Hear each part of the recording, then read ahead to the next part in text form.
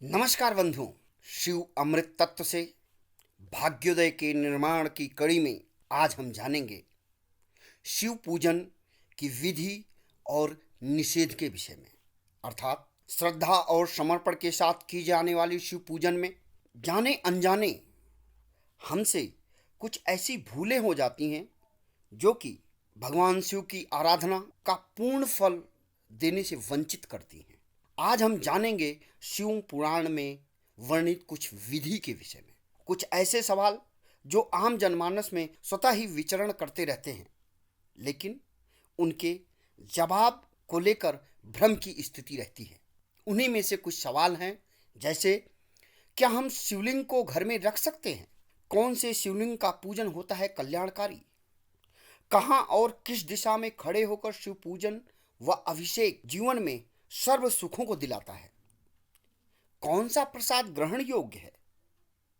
शिव पूजन में बेल का महत्व क्या है? ये कुछ ऐसे सवाल हैं जिनके विषय में आज हम चर्चा करेंगे। वैसे तो महादेव सहज ही प्रसन्न होने वाले देव हैं, लेकिन शिव पुराण में कुछ मर्यादाएं और नियम बनाए गए हैं जिनका पालन किए बगैर की गई पूजा निष्फल व अकल्याणकारी होने के साथ ही महादेव की प्रसन्नता से वंचित कर देती है। क्या हम घर में शिवलिंग रख सकते हैं? यह लगभग सभी शिव भक्तों के मन में उठने वाला सहज सवाल है। अधिकाधिक लोगों में भ्रम है कि घर में शिवलिंग रखना अनिष्टकारी है। शिवलिंग को घर के बाहर ही रखा जाता है, लेकिन यदि शिव कथा और शिव पुराण के आख्यानों को देखें तो यह अर्ध सत्य है। शिव पुराण के अनुसार शिवलिंग या शिव प्रतिमा घर के मंदिर में रखना, पूजन करना और प्रतिदिन अभिषेक करना, जाप करना जीवन की धन्यता को प्रदान करने के साथ ही शिव की परम कृपा दिलाता है। जो लोग दैनिक रूप में पूजा नहीं कर सकते, पति पत्नी में एक ही पूजा करता है और दैनिक रूप से जाप, आरती व पाठ नहीं करते, उनके लिए शिवलिंग को घर में रखना वर्जित है। यही नहीं, उनको घर के बाहर भी शिवलिंग को रखना नहीं चाहिए। लेकिन यदि पति पत्नी साथ में शिव अभिषेक व पूजन करते हैं तो उनके लिए शिव पूजन उत्तम व परम कल्याणकारी माना गया है। माता पार्वती के अनुसार ऐसे दंपति को जीवन में कभी कष्ट नहीं होता और इस जगत के समस्त सुखों को भोगने के साथ ही देवाधिदेव महादेव की परम कृपा प्राप्त होती है। इसलिए भ्रम में रहने के बजाय पूर्ण श्रद्धा और समर्पण के साथ उपलब्ध संसाधनों को लेकर भगवान शिव के चरणों में शरणागत हो जाएं। भगवान शिव की कृपा से आपके सभी रुके कार्य पूर्ण होंगे और जीवन सुखमय होगा। दूसरा सवाल है, कौन से शिवलिंग का पूजन होता है परम कल्याणकारी? पाषाण, मिट्टी, स्वर्ण, चांदी, ताम्र, बालू, पारद अथवा प्रतीक मात्र शिवलिंग की पूजा अत्यंत कल्याणकारी है। शिव पुराण के अनुसार पार्थिव लिंगों की पूजा कोटि कोटि यज्ञों का फल देने वाली होती है। कलयुग में शिवलिंग पूजन उत्तम फल देने वाला है। शिवलिंग 3 प्रकार के बताए गए हैं, उत्तम, मध्यम और अधम।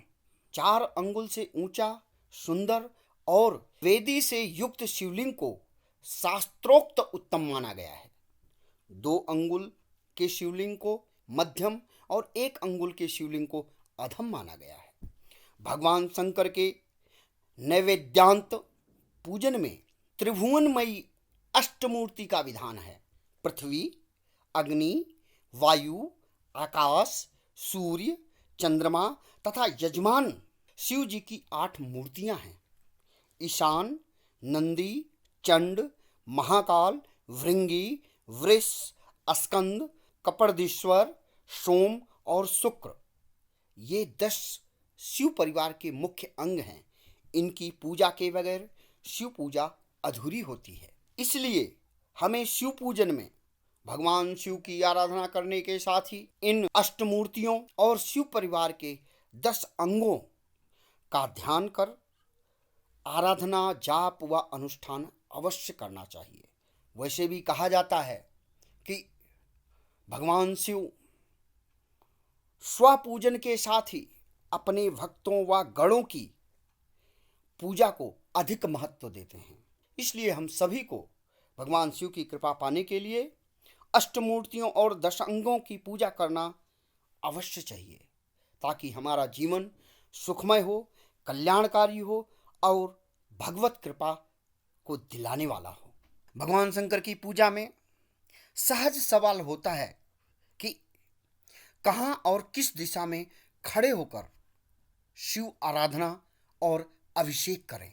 सहज ही भक्तों पर कृपा बरसाने वाले भगवान शिव के शिव भक्तों में भ्रम रहता है कि शिव पूजन करते समय हम कहाँ और किस दिशा में खड़े हों, क्या शिवलिंग की परिक्रमा की जा सकती है, आदि सवालों को जानने के लिए आइए देखते हैं पवित्र शिव पुराण में वर्णित कथनांक को। भगवान शंकर की आराधना के लिए पवित्र शिव पुराण में बताए गए निर्देशों के अनुसार हमें शिवलिंग की परिक्रमा कभी नहीं करनी चाहिए। रात्रि में शिव पूजन उत्तराभिमुख होकर करना चाहिए। शिवलिंग के पूर्व में कभी नहीं बैठना चाहिए या खड़ा होना चाहिए, वह शिव के सामने की स्थिति होती है। शिवलिंग के उत्तर दिशा में कभी ना बैठें, वह भगवान शंकर का वामांग होता है जो माता पार्वती का स्थान है। शिवलिंग के पश्चिम दिशा में भी ना बैठें, उधर देवाधिदेव का पृष्ठ भाग होता है, अर्थात भगवान शंकर की पीठ होती है। शिवलिंग के दक्षिण दिशा में बैठकर पूजा, आराधना, अभिषेक व अनुष्ठान करना उत्तम फलदायी माना गया है। दक्षिण दिशा में बैठकर की गई पूजा सहज ही शिव कृपा दिलाने वाली होती है।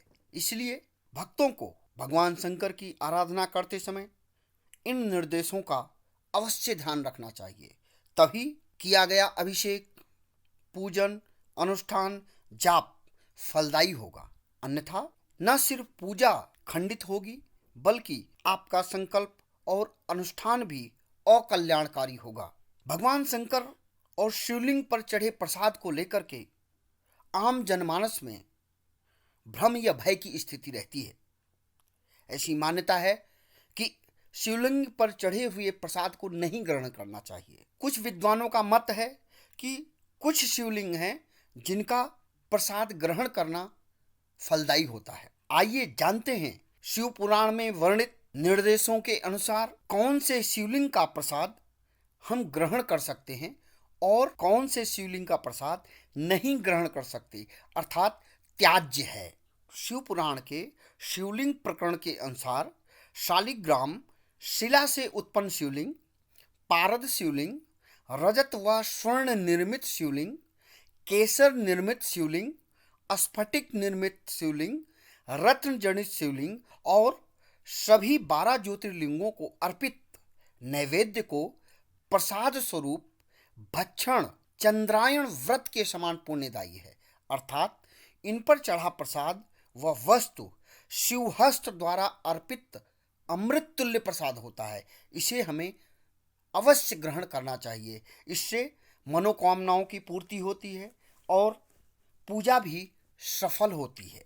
रोग, दोष, भय, भूख, दारिद्र्य का शमन होता है और प्रगति के द्वार खुलने लगते हैं। इसके अलावा किसी भी शिवलिंग पर चढ़ा हुआ प्रसाद अग्राह्य है, अर्थात हमें उस प्रसाद को नहीं ग्रहण करना चाहिए। लेकिन जो प्रसाद व वस्तु शिवलिंग से स्पर्श रहित हो, अर्थात शिवलिंग से दूर रखकर अर्पित की गई हो, वह अत्यंत ही पवित्र होती है और ग्राह्य है। उस प्रसाद को भी हम ग्रहण कर सकते हैं। दर्शकों, भगवान शंकर को बिल्वपत्र अत्यंत ही प्रिय है, इसलिए शिव पूजन में बिल्वपत्रों का प्रयोग अवश्य किया जाता है। तो आज हम जानेंगे शिव पूजन में बेल का महत्व। सामान्य तौर पर शिवलिंग पर 3 पत्तों वाले बिल्वपत्र को चढ़ाना परम पुण्यदायी माना जाता है, लेकिन बेल की जड़ में शिवलिंग को स्थापित कर पूजन करना परम पुण्यदायी माना गया है। बेल की जड़ से युक्त जल से शिवलिंग का अभिषेक करना संपूर्ण तीर्थों के स्नान, दान और तप का फल प्राप्त होता है। जो बेल के पत्तों अर्थात बिल्वपत्रों को स्वयं तोड़कर शिवलिंग को अर्पित करता है, उसके समस्त पाप नष्ट हो जाते हैं। पाप मुक्त होकर वह इहलोक के समस्त ऐश्वर्य को भोगने के साथ ही शिवलोक का अधिष्ठाता बनता है। बेल की जड़ के पास शिवलिंग के समीप खीर व घृत युक्त अन्नदान करने से संपूर्ण दरिद्रता का नाश होता है। पूरे जीवन सुखों को भोगकर शिव चरणों की कृपा मिलती है। तो दर्शकों, आज की जानकारी आपको कैसी लगी कमेंट बॉक्स में अवश्य लिखें। इस चैनल को सब्सक्राइब करना ना भूलें ताकि हर दिन की नई नई जानकारियां आपको स्वतः ही प्राप्त होती रहें। इसको अधिकाधिक लोगों तक शेयर करें। यदि आप किसी प्रकार की जानकारी चाहते हैं, सलाह चाहते हैं, कुंडली दिखाना चाहते हैं या ज्योतिषीय परामर्श लेना चाहते हैं तो नीचे दिए गए नंबर पर अवश्य संपर्क करें। आपका कल्याण हो, आपका जीवन सुखमय हो, भगवान शंकर की कृपा आप पर सदैव बनी रहे।